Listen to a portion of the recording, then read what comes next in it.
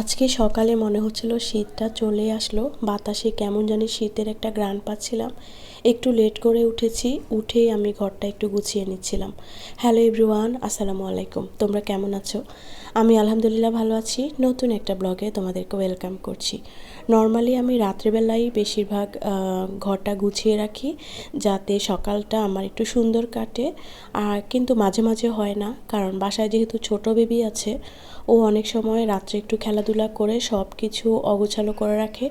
তো আমারও আসলে সারাদিন কাজ করে আর ওইটা করার এনার্জি থাকে না, তখন ওভাবেই রেখে দিই। তারপর সকালটা এভাবেই কাজ দিয়ে শুরু হয়ে যায়।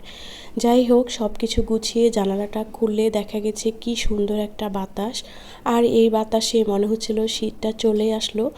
যদিও এরকম অনেকবারই ভেবেছিলাম, তারপর দেখা গিয়েছে যে একদম ভীষণ রকমের একটা গরম পড়ে গেছে। তারপর নিজের জন্য একটু নাস্তা রেডি করে নিচ্ছিলাম।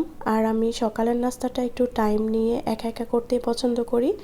মেয়ে উঠে গেলে আমি আর কিছুই করতে পারি না, সেজন্য মেয়ে ওঠার আগে চেষ্টা করি নাস্তাটা সারতে। আর চাটা খেতে আমার অনেক সময় লাগে, একটু চিন্তা ভাবনা করে সারাদিনের প্ল্যানিং করতে করতে চাটা খাওয়া হয়। আর মেয়ে উঠলে তো আমি অন্য কাজে সময় দিতে পারি না, সেজন্য চেষ্টা করি যে ও ওঠার আগেই এই খাওয়া দাওয়ার কাজটা সারতে। যদিও সব সময় সম্ভব হয় না, দেখা যায় যে আমি অর্ধেক নাস্তা করছিলাম তখন উঠেছে, না হয় আমি নাস্তা রেডি করছিলাম তখন উঠে যায়। আর ও উঠে গেলে একদম আমার মিনিমাম 1 থেকে 1.5 ঘন্টা ওর পিছনেই লেগে থাকতে হয়।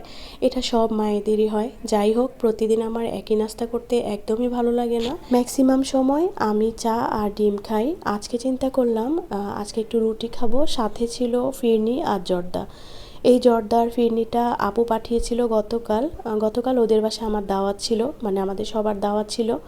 তো আসার সময় বক্সে করে এ দুটো আইটেম দিয়ে দিয়েছে। যেহেতু এত মজাদার খাবার বাসায় আছে, তাই চিন্তা করলাম রুটি দিয়ে খেতে অনেক ভালো লাগবে। তো আজকের ব্লগটা আমার এখানে শেষ করছি। আর আমার খাওয়ার রেডির একদম শেষ মুহূর্তে আমার মেয়ে উঠে গিয়েছে, তো খাওয়ার খেতেও একটু সময় লেগেছে। যাই হোক, আজকে বিদায় নিচ্ছি। কথা হবে আরেকদিন অন্য কোনো ব্লগে। তোমরা ভালো থেকো।